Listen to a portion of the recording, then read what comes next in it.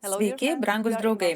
Esame Varšuvoje, kur šiuo metu vyksta viena svarbiausių tarptautinių konferencijų – The Human Dimension Conference, skirta žmogaus teisėms, demokratijai ir teisinės valstybės principams. Renginys subūrė vyriausybių, tarptautinių organizacijų ir pilietinės visuomenės atstovus iš visų ESBO dalyvaujančių valstybių, kad kartu aptartų aktualiausius humanitarinius ir socialinius klausimus. Tarptautinė komanda iš Alatra ir projekto Kuriančioji visuomenė prisijungė prie konferencijos, prisidėdami prie diskusijų apie žmogaus orumo apsaugą, tikėjimo laisvę bei informacijos vaidmenį formuojant demokratinės visuomenės. Jau pirmomis dienomis mūsų atstovai turėjo galimybę pasisakyti plenarinėje sesijoje.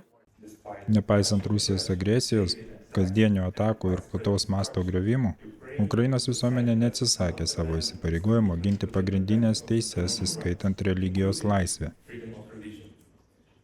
Ši pozicija buvo pripažinta šių metų gegužę aukšto lygio forume Vašingtone, Tarptautinės religijos laisvės lyderių forume, kur Ukraina buvo įvertinta kaip valstybė, kuri ne tik gina savo suverenitetą, bet ir saugo tikėjimo bei įsitikinimo įvairovę.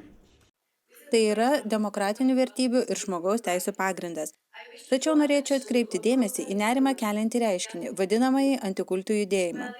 Šis tinklas dažnai teigia, kad siekia apsaugoti visuomenę nuo vadinamųjų pavojingų sektų ar destruktyvių kultų.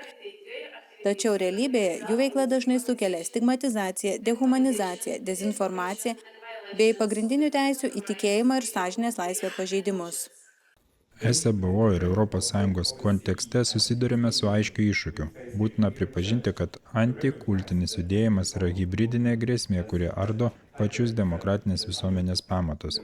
Tiesioginis tokių grėsmių įveikimas yra būtinas siekiant apsaugoti demokratinį atsparumą, nes tai lemia mūsų visuomenių išlikimą.